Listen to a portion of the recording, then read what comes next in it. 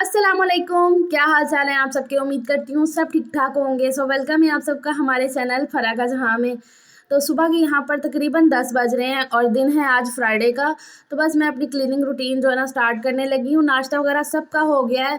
नाश्ता थोड़ा लेट ही हुआ क्योंकि आपको पता है कि आजकल जो है ना वीकेंड फ्राइडे से स्टार्ट हो रहा है। फ्राइडे को भी जो बच्चों को छुट्टी मिल चुकी है स्कूल से, तो फिर इस वजह से थोड़ा लेट उठे, लेट नाश्ता हुआ और फिर बाकी काम भी ना लेट लेट होते जाते हैं।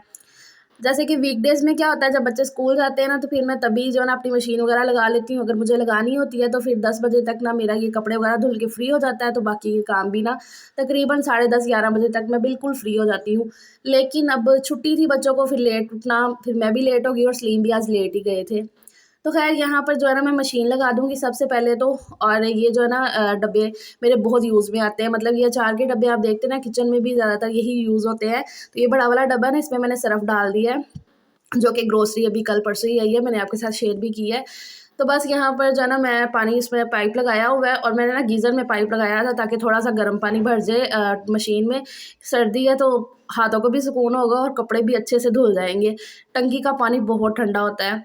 तो बस यहाँ पर मशीन में जो है ना मैंने फर्स्ट राउंड जो है ना घुमा दिया है। लाइट लाइट जो कलर के कपड़े होते हैं ना फर्स्ट राउंड में वही जाते हैं और मैं कपड़े हमेशा सीधे करके डालती हूँ मशीन में।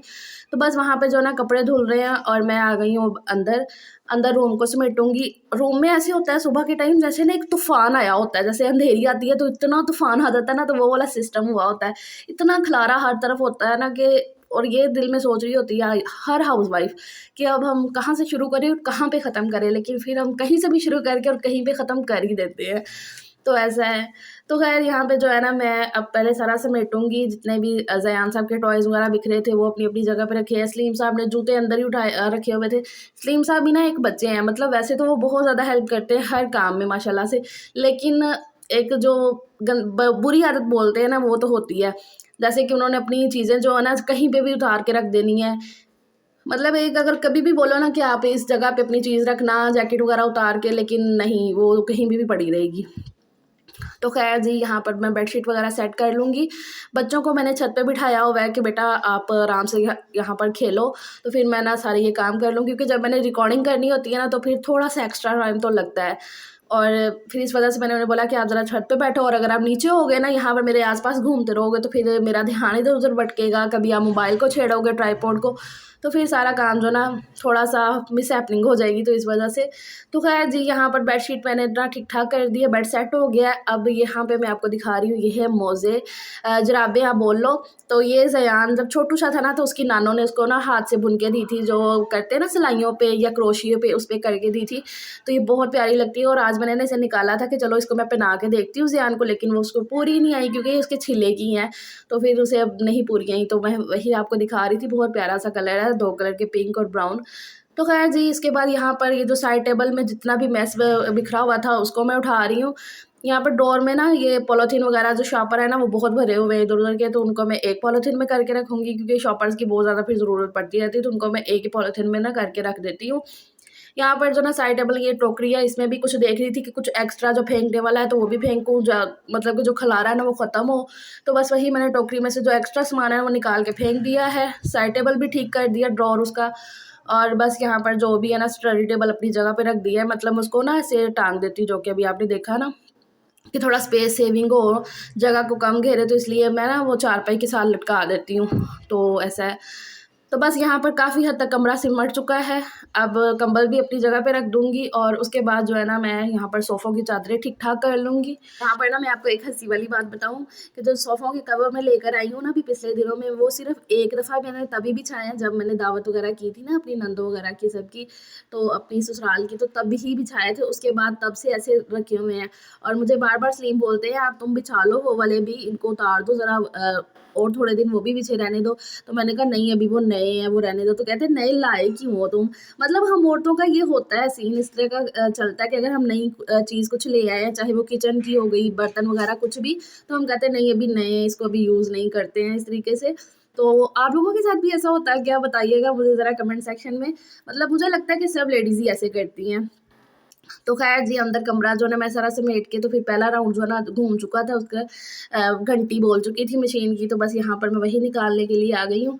तो बस इसको मैं अब खंगालूँगी और दूसरा राउंड इसमें चलाऊँगी और काम जो है ना मेरा चलता जा रहा है। बच्चे अल्लाह का शुक्र है कि आराम से ऊपर खेल रहे थे छत पे, वो तंग नहीं कर रहे थे, क्योंकि अगर वो नीचे होते ना फिर ज़यान ने पानी में हाथ डालना था, इधर-उधर करना था, फिर मुझे मसला होता है कि सर्दी का टाइम है तो बच्चों को ठंड वगैरह लगने का इशू होता है। और हानिया की तबीयत तो पहले ही ख़राब चल रही है, आपको पता है कि उसकी। और आप ना जल्दी से वीडियो को लाइक कर दो, पता है आप लाइक करना भूल जाते हो। कल मैं देख रही थी कमेंट मुझे 7 से 8 आए हुए हैं, लेकिन वीडियो पे लाइक सिर्फ 2 थे, मतलब कि भूल जाते हो आप लाइक करना। इसलिए मैं आपको याद करवा रही हूँ कि प्लीज़ चैनल को सब्सक्राइब कर दो, वीडियो को लाइक करो और शेयर करो अपने फैमिली एंड फ्रेंड्स में, और सपोर्ट करो ज़्यादा से ज़्यादा, मेहरबानी करके।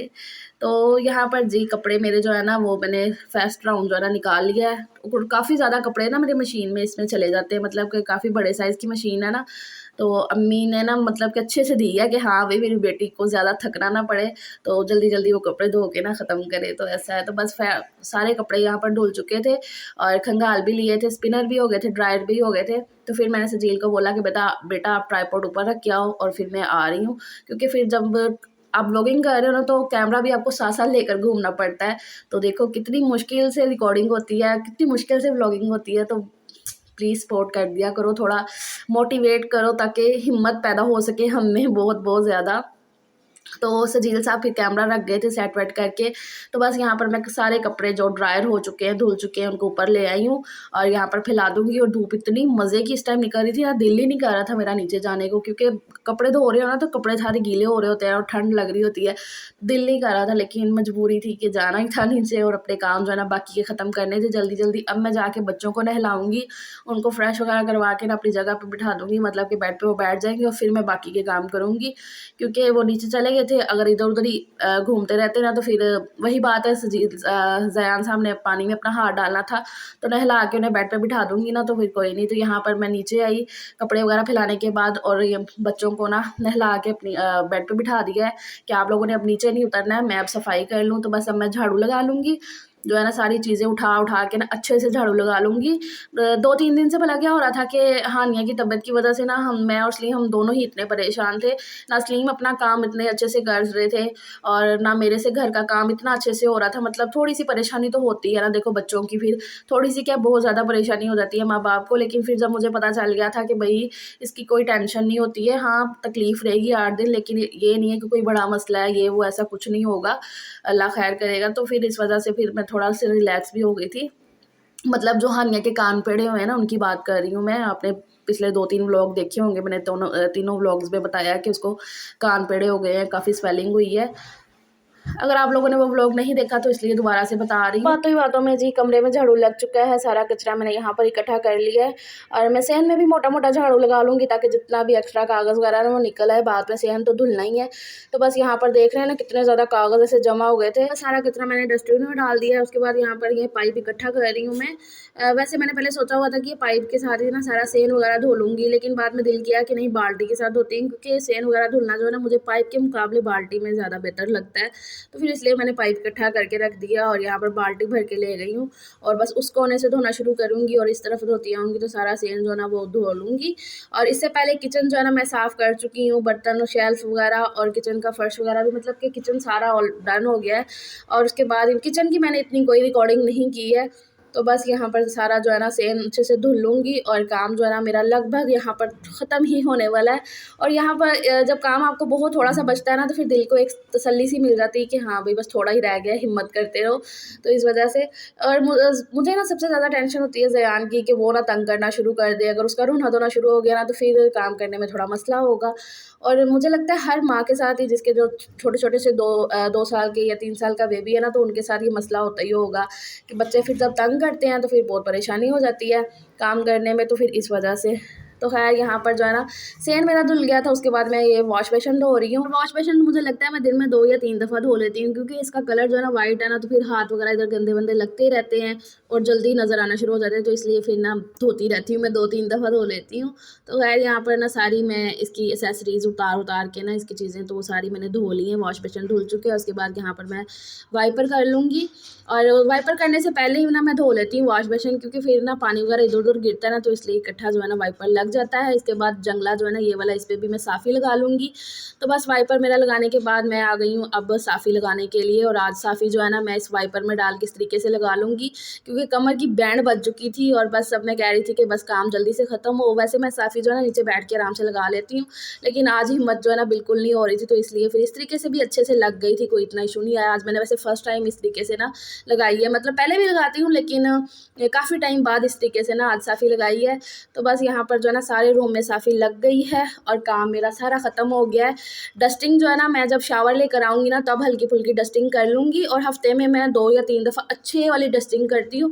नॉर्मली तो जैसे डस्ट वगैरह नज़र आती है ना तो वो साफ़ करते रहते हैं। यहाँ पर जी रूम में सारे साफ़ी लग चुकी है। अब मैं सेन में भी साफ़ी लगा लूँगी, क्योंकि वाइपर तो मैंने किया हुआ है एक दफ़ा, लेकिन फिर भी ना सर्दी के टाइम पे क्या होता है कि पानी इतना अच्छे से खुश्क नहीं होता जल्दी। बस साफ़ी लगाने के बाद मेरा काम यहाँ पर ख़त्म हो गया क्लीनिंग का। अब मैं जाऊँगी नहाने और वहीं पे वॉशरूम भी धो लूँगी। तो ये थी मेरी आज की क्लीनिंग रूटीन। आपको वीडियो अच्छी लगे तो लाइक करना, शेयर करना और चैनल को सब्सक्राइब करना बिल्कुल ना भूलिएगा। प्लीज़ चैनल को सब्सक्राइब करिएगा। अल्लाह हाफ़िज़।